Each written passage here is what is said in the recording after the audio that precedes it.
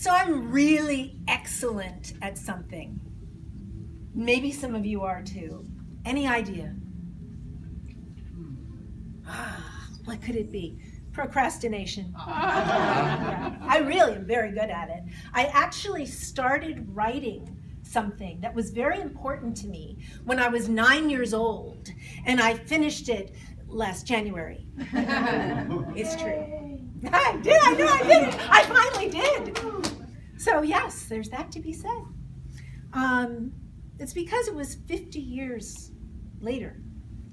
And even though after I started writing this and showed it to my teacher said, you must finish this, it just took 50 years. It happens. Even though, you should take advantage of time because anything can happen. You just never know.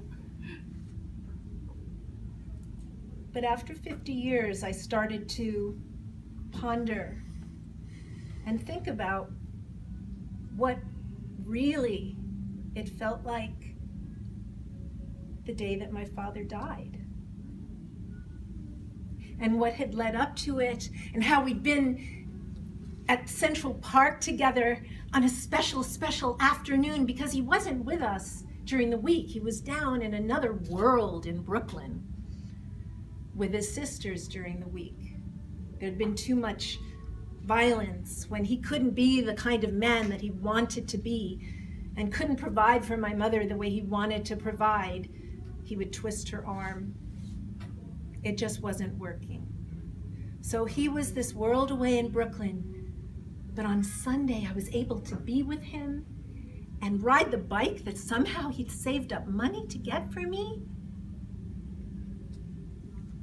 He was having some stomach aches though and had to leave early, but he said, don't worry, next Sunday we'll take the training wheels off the bike. The next Sunday was his funeral. He had had an ulcer that hemorrhaged. All the aspirin that he took to try to make it better probably did not help.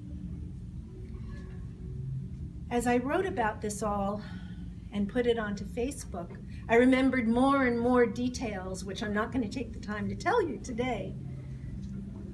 But I ended the piece thinking about how I lost not only my father that day, but his entire family. He had 2 sisters that I knew of, and they each had a bunch of children, and I would get to know them a little bit when I journeyed down to Brooklyn with him, especially the youngest cousin, Kathy. The youngest, still a few years older than me, but that's who I felt closest to. And my mother was really left with debts, not money, so she was going to do a very simple funeral. But his sisters insisted it has to be a religious funeral. My mother said, I can't. They said, well, we'll pay half. Which she still didn't really have even the half, but she agreed. And then, according to her, this family story, the half of the family story, the other sisters never gave her anything. So she cut off all communication. So I lost my father and the only large family I had, because my mother and brother and I would sing, "We Three Family," because everyone else was in other countries and most of them had been killed in World War II anyway. It felt so good to finally put all of this down on Facebook and to start getting responses from people. There was a peace that I was feeling that, a new chapter. I can go on, but I wanted to respond to everybody, but the procrastination thing started to come in. And I was like, well, give me a few days. On Saturday night, I don't have anything planned. And so on Saturday, a few days later, I went to yoga, felt wonderful, was walking home from yoga, and in the middle of the street, after I'd waited for the light, I saw something that didn't make sense. Because in New York, cars and people are always in the street at the same time. And you go, oh, is that so? Oh, yeah, they stopped. But when I was in the street, in a split second, I thought, well, he's going to stop. he's not stopping. I can't go that way. I can't go that way. There's no time. All I can do is trust. And I couldn't believe this was happening to me. But anything can happen. You just never know. And before I knew it, there was a loud sound and a feeling of violence, like a wall, and me being thrown through the air, landing on the ground, but still with that feeling of, I know I need to trust and try to stay in my body, not go out of it. And so I knew every second I didn't hit my head. I'm alive.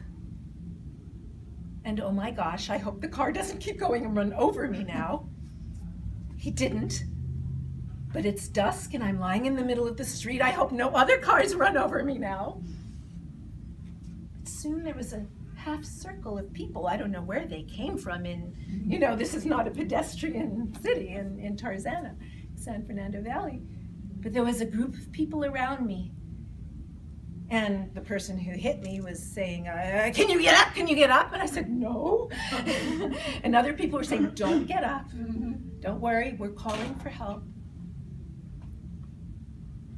So, yeah, 2 bones in my back were broken, and 2 places in my pelvis were broken, and my humerus was broken.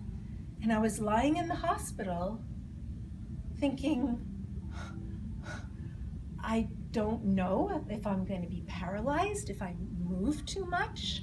I don't know anything. But I wanted to reach out to people. I had just a little tiny bit of battery left on my cell phone. So I posted on Facebook. This isn't an ad for Facebook. But I posted on Facebook just a few lines. Bones broken, hit by a car, battery going. And the next day, my husband brought my charger, and what helped me keep going through those next few days were seeing the comments of people supporting me, coming in. So this point in my life, I guess you could say, was a low point.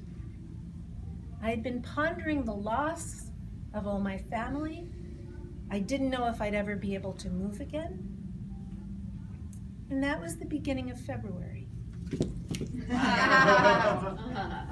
Little by little, getting better, much, much better all the time. Wanted to be part of a miracle. I think I am. It's not the end of the story, though, because when I was lying in bed a little over a week ago, I was thinking about all of this and suddenly thought, Facebook.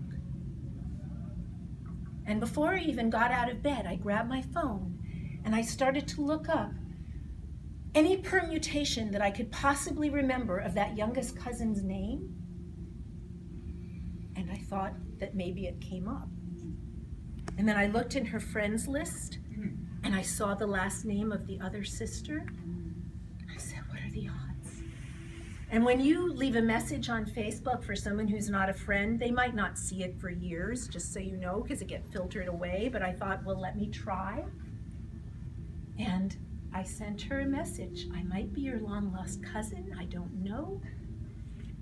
And I thought, well, I mean, who knows what'll happen, a few days, years, and to make sure that she saw it, I requested a friendship. And all of a sudden, blick, friendship confirmed. That meant she saw it. And a minute later, oh my God! In capital letters with 6 exclamation points. I'm in tears. I've been looking for you and your brother for years. And she lives in Northern California and was just about to be planning a trip to come down to see her daughter in Los Angeles. And tonight, I'm going to meet her. And even just a few weeks ago, I couldn't even lift my arm up this much. Before that, I couldn't even hold my 2 arms out to hold my cats. Tonight, I'm going to be holding out 2 arms to hug her. Anything can happen